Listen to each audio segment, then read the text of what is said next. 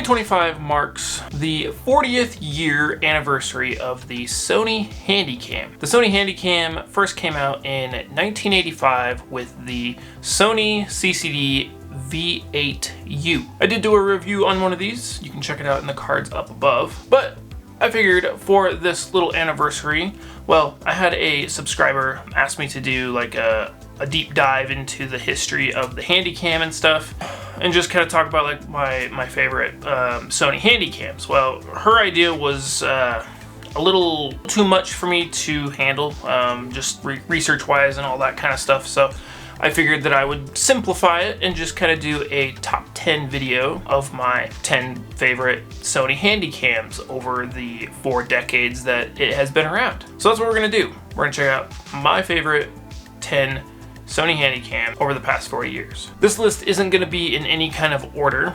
I am just gonna list my 10 favorites, and then you guys can let me know what ones are your favorites. So let's start off with my number 1 pick. Well, I guess there's a few cameras in this pick, and I would just put in the Sony DCR VX line of cameras. So that is the Sony VX700, the Sony VX1000, the Sony VX2000, and the Sony VX2100. You can put the Sony VX2200 in this bracket if you really wanted to, but that model is really just the European version of the Sony FX1. Now, these are all fan favorites. Generally, when you think of mini DV, these cameras usually come to mind. When you think of filming skateboarding, these cameras usually come to mind.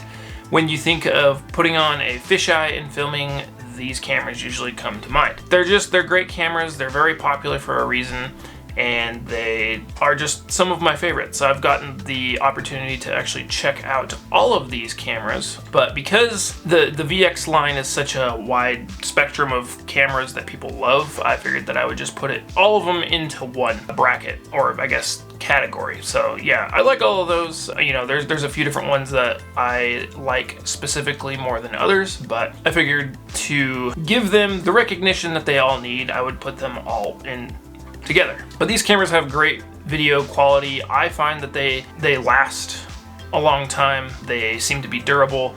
They are abundant. You can pretty much find them anywhere, and if you want cheap ones, you can find Japanese versions and ship them to America if you know how to read Japanese, and all of that fun stuff. They got great audio. The functions and stuff are all pretty much the same across all of those platforms of cameras except for VX700 and the VX1000. So that's my number 1 list. Not a lot to talk about, just thought I would share my favorites.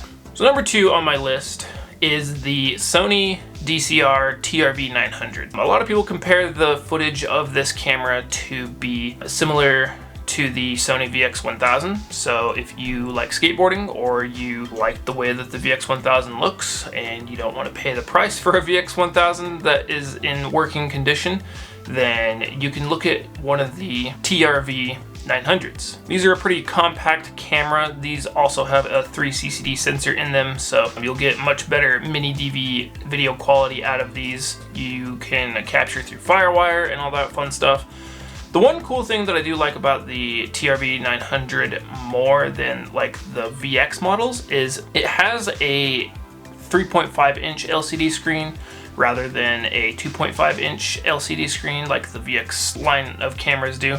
Except for the VX700 and VX1000, those only have viewfinders. Now these cameras are getting a little more hard to find. I actually recently just bought one. It's like my 3rd or 4th one that I've had, and I gotta hold on to it because they're just getting really hard to find ones that are in good working condition. So if you've been looking for one of these, I would definitely try to get one sooner rather than later, because it seems to be getting harder and harder to find the TRV 900s. One thing I forgot to mention, this list isn't camcorders specifically that I have used. They are ones that I have used, and they are some that I haven't used. So just keep that in mind. But for number 3, as I'm going into this, my number 3 pick is the Sony NEX VG30. Now, I have checked out the Sony NEX VG10, and it's a cool camera.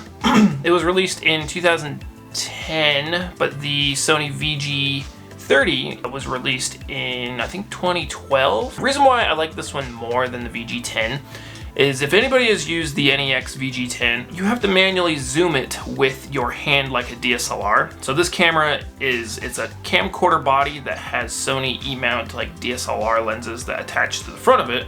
So when you're holding it like a camcorder, you have to try and zoom it manually with your hand, or if you're holding it by the top handle, you have to try and manually zoom it with your hand. And it kind of makes it hard, and for me, it kind of makes my wrists hurt after a while. So I kind of didn't like that. So I think the Sony NEX VG10 was the first model of these cameras to come out with a rocker zoom on it. So the camera will actually power the lens on it. So I don't know if the lenses that are compatible with that are different, or I don't know exactly how it works, but yeah, it does have a servo zoom, a rocker zoom on it, so you don't have to try and manually zoom it if you don't want to. So I find that really nice. But other than that, I would say most of the features on the VG30 are pretty much the same as the VG10. It might have a few other bells and whistles that they have upgraded over time from the VG10. So yeah, these cameras are still, in my opinion, I think they still hold a pretty high price for them being over like almost like 15 years old. So yeah, if you want to check out one of those for doing like cinema or anything like that, or like an affordable cinema camera, the NEX VG series are great little camcorders. Okay, so this one is number 4. Technically isn't a part of the Sony Handycam series of cameras, but I want to put it in here because it is still a Sony camcorder. And this is the Sony BMC 110. So this is a Betamax video camera. Only reason why I put it in here, you know, these cameras actually have a lot of issues and they weren't very popular back in the day. This is like the first model, and this is one that I've checked out, so I've gotten to physically look at it and stuff. So there's ones that are newer than this one. I think that one came out in like 1983 or 1984. So it was before the Handycam really came out, but I just love the footage that comes out of Betamax cameras. They are just super cool looking. Love the way they look. I like the way it looks better than like VHS. So if you've never seen a Betamax tape before, it looks like a VHS tape, but it's just slightly smaller. And the footage, I think, just looks, I don't know, it just has much more of a like dreamscape kind of look to it. It's more dreamy, I don't know. It's very soft looking compared to like VHS. So the only issue with the Betamax cameras was you couldn't perform playback on them. So you couldn't rewind the tape. All you could do is record. So it was really like a digital Super 8 camera, because you couldn't watch back Super 8 unless you put it on a reel. So the issue is you had to, and still to this day, you record it on your Betamax camera, and then you would transfer the tape over to a Betamax VCR to be able to rewind it and play it back. So it just kind of made things more expensive, and makes things still expensive if you want to, you know, be able to use the footage and stuff like that from your Betamax camera. So that's the only thing that sucks. So maybe someday I will invest in that, but for right now, it doesn't really seem worth it. My number 5 pick is the Sony DCR PC100. Now, this is another camera that people consider to be a close relative to the Sony VX1000. People say that the footage looks similar to the Sony VX1000. I personally don't think so. I think it's more close to like the VX2000. But this little camcorder is really weird looking. It's pocket sized, but it's not tubular this way. It stands tall this way. So it's a weird shape. It's weird to hold, but they're really fun to film with. And they actually, like, they have a single CCD sensor instead of a 3 CCD sensor in them, but they have like a cold shoe up on top, so you can have like a cold shoe handle for filming, and you can thread on a 37mm fisheye lens if you wanted to, and you can film skateboarding with it. And it's just this tiny little camera setup, and I've made a few videos about it, and it's super fun to use because with all of that set up, I mean, the camera itself, for how small it is, it's actually got some good weight to it. And then, you know, you attach the fisheye to the front and the handle, and it adds more weight to it. So with it being such a small camera, it's still pretty heavy, and you can, you know, get pretty smooth footage with it not being, you know, it's heavy enough to get good smooth footage. So that way you don't have, you know, insanely shaky footage and stuff like that. So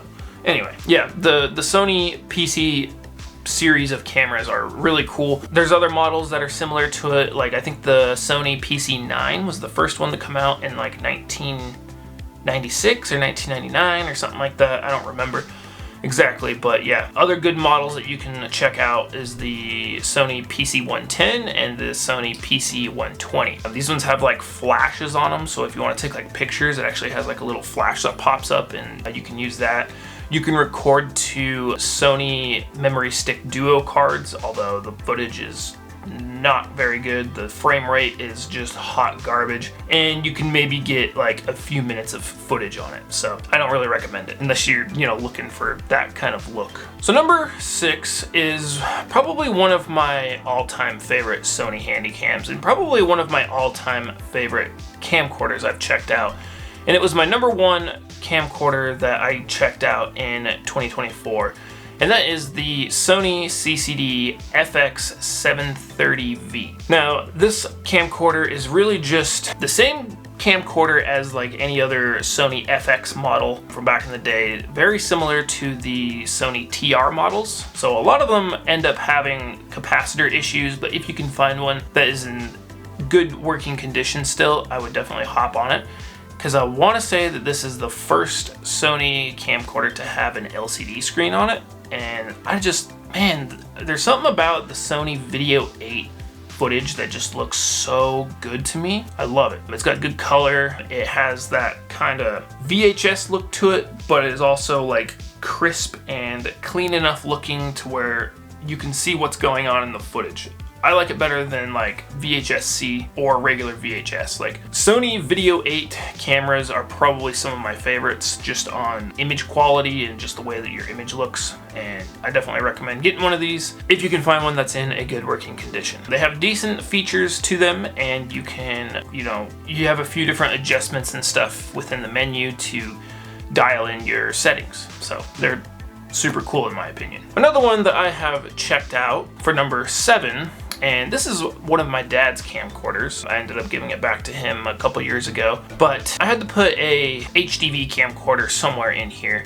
And so that's where the Sony HVR FX7 comes in. Now this is, for this to make sense, okay, so for professional cameras that Sony made, I want to say, so they made the Sony VX1000, then the 2000, then the 2100. And then after that, I think they made that all the way up to about 2006. And then after that, they made the Sony FX1, which was a HDV camcorder. It looks very similar to the HVR Z1U. And then I think after the FX1, they made the FX7. And these cameras, they don't have 3 CCD sensors, they have 3 CMOS sensors. So I think like DSLRs and stuff like that, camcorders and stuff nowadays still use CMOS sensors. So, I mean, when you use like the FireWire and stuff to capture your footage from these HDV Sony cameras, I mean, they look very, very similar to the footage that you would capture from video cameras nowadays, or even DSLRs. Like, it has really, really good footage, and I like the professional settings and stuff like that on it. Now, it's not the most professional one because they have other ones out there, and I forget what the models are, but Sony always likes to make their professional models just use XLR audio, and I kind of hate that. So if you've been on this channel for a while, you know that I don't like XLR only. I like the option to use it, but don't make it my only option. So the FX7 doesn't have that. You have an onboard mic, and you have a 3.5mm headphone or microphone jack to, you know, have different audio capabilities with microphones. You just have to make sure that they're self-powered microphones. All camcorders are pretty much that way. So my number 8 pick is one that it's a camcorder that I checked out kind of early on into my YouTube channel, and that is the Sony CCD TRV65. Now this is a high 8 camcorder, and the one that I had was, I actually found it at a thrift store in Boise, Idaho, and man, it came with a bunch of accessories. So I really like that camera. It's another one that feels dense and built durable, and there's a million different kind of TRV Video 8 High 8 camcorders to choose from out there, but for whatever reason, I feel like this one had really good video quality, and you know, it had the same kind of features as all the other CCD TRV cameras out there. Depending on the number that you get, like I remember doing a review on the Sony CCD TRV 62. For whatever reason, those ones have a 3.5 inch LCD screen, and like the rest of them have 2.5 inch. So if you get like a 42, a 52, 62, 72, 82, so on and so forth, for whatever reason, they have 3.5 inch LCD screens. And then like the TRV 37, 47, 57, so on and so forth. Those ones they're not high 8 camcorders, they're video 8, so they don't have S video out.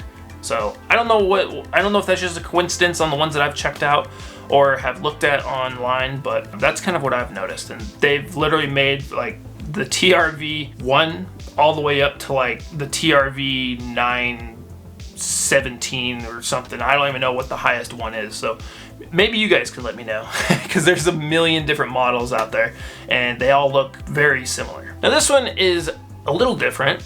My number 9 pick, number 9, is the Sony DCR TRV 740. Now the difference there is it's not a CCD, it's a DCR. So if you're looking at a 8mm camcorder that's by Sony and it's a DCR versus a CCD, the DCR is going to be a digital 8 versus the CCD models will be either video or high 8. So this, I believe, was the last this was the last digital 8 camcorder that Sony made, and this one just looks freaking sweet. Like, it looks like it has like the most options to choose from in it, like the most features and all that kind of stuff. It looks like a great camera. I haven't checked one out yet. I'd love to check one out, but the digital 8 camcorders, for some reason I have a hard time getting myself to buy them, because it's like I see them as like the CCD cameras, but they're digital 8, and so for whatever reason, like people sell them for like $250 to like $400 still, and I don't know why. I just can't get myself to buy them. I've checked out one and it had some kind of video head issues, but yeah, I hope to check out more digital 8 camcorders in the future, but this one just looks really awesome. I do wish that Sony would have came out with a digital 8 camcorder that had a 3 CCD sensor. I don't believe they did, but if you guys know of a model that did, let me know in the comments, because I would love to check that out. But yeah, the footage from these just look pretty similar to like a single CCD sensor mini DV camcorder. They just, you know, they both have FireWire that you can capture from. So yeah, that's my number 9 pick. I don't really have much else to say about it. All right, so my number 10 pick, and I probably should have put this with my first category of cameras, but I figured it's different, so I would leave it in its own little section. So my number 10 pick is the Sony CCD VX3. So if you don't know, Sony had a VX before the VX. And what that means pretty much is Sony made the Sony VX3, I believe it was in 1993 it first came out, 1994. And it was the Sony VX1000 before they came out with the VX1000, and it's the only high 8 camcorder that has a 3 CCD sensor in it. And if you look at the camera and you look at a Sony VX1000, you can tell where the Sony VX1000 came from. So it was kind of like they made, you know, they knew what they were doing with the Sony VX3, because they've been making, you know, Video 8 high 8 cameras for so long. And then, you know, they made that, tested it, you know, however they wanted, and then they were like, okay, let's take what we learned from this and put it in our new digital mini DV camcorder, which was the Sony VX700 and the Sony VX1000. You can kind of tell the correlation between the cameras. It's like the same color, it looks like it has like the same kind of mic. The difference is it's not digital and it records to Video 8 tapes instead of mini DV tapes, and it has a 3 CCD sensor in it. So these cameras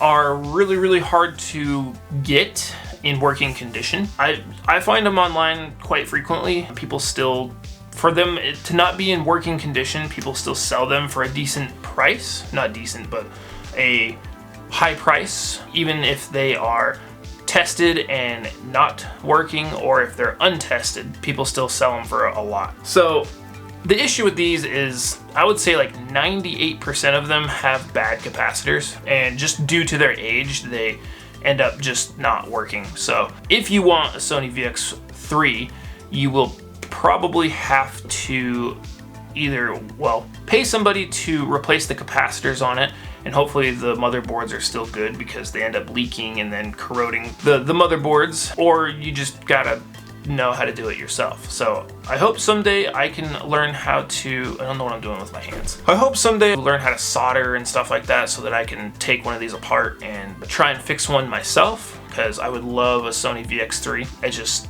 I don't really know what I'm looking for those. But yeah, that's my top 10 favorite Sony Handycams over the past 4 decades. So I know I didn't really go into a lot of detail on this. I didn't want to drag this video out and like give specific reasons on why these are my favorites. I just wanted to make a fun, quick list of which ones are my favorites, show you what the cameras look like.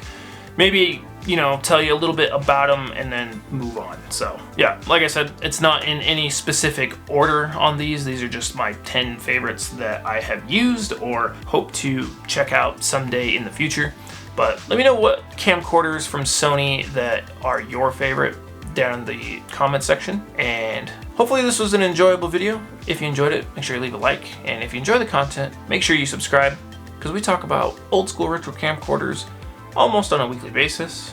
And on that note, we'll see you in the next video. Have a good one.